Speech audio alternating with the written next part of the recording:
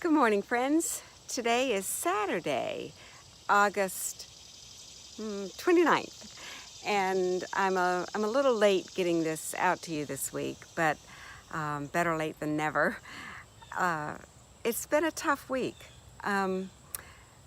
Just in the last week, we've seen yet another shooting of a black man by a police officer.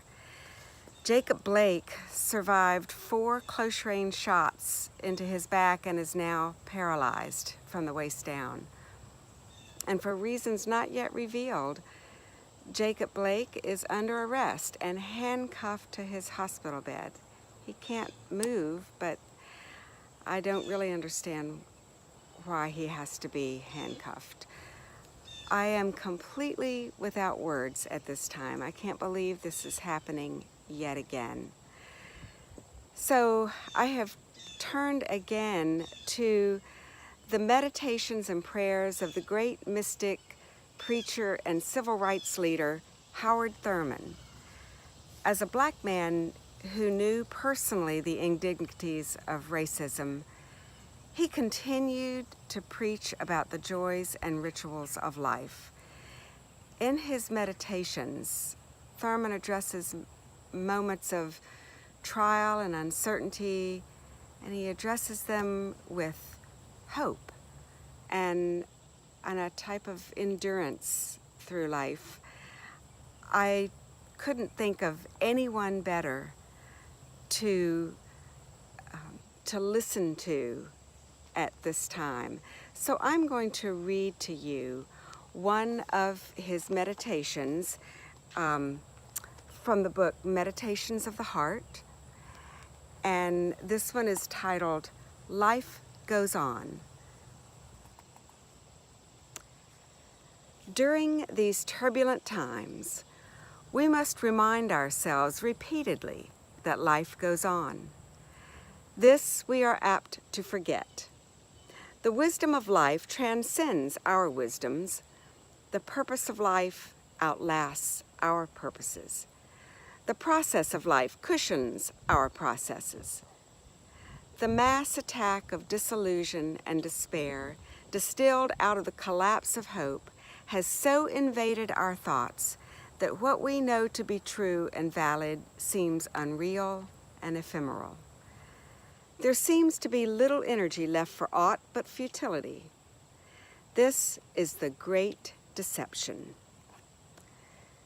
By it, whole peoples have gone down to oblivion without the will to affirm the great and permanent strength of the clean and the commonplace.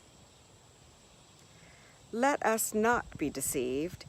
It is just as important as ever to attend to the little graces by which the dignity of our lives is maintained and sustained.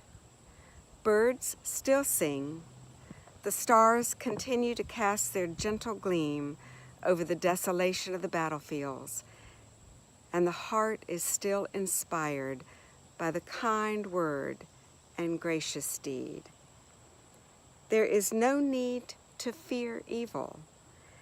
There is every need to understand what it does, how it operates in the world, what it draws upon to sustain itself.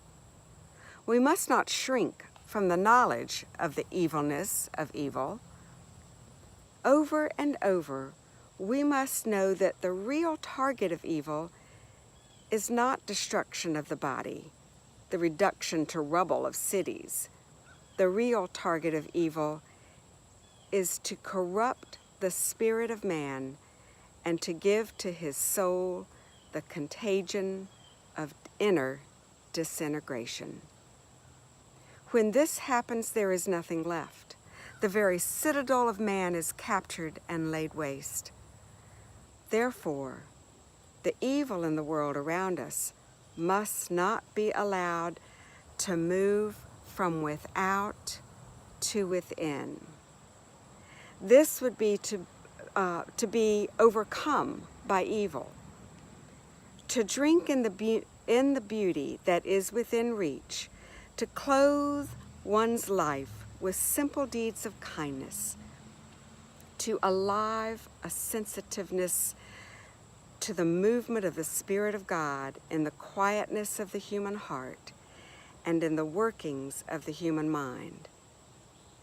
This is, as always, the ultimate answer to the great deception.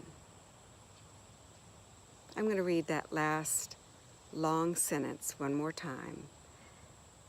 These words, written half a century ago or more, speak to our time in a way I can hardly believe. To drink in the beauty that is within reach, to clothe one's life with simple deeds of kindness, to keep alive a sensitiveness to the movement of the Spirit of God in the quietness of the human heart and in the workings of the human mind. This is, as always, the ultimate answer to the great deception. May it be so in our lives and in our world. Namaste.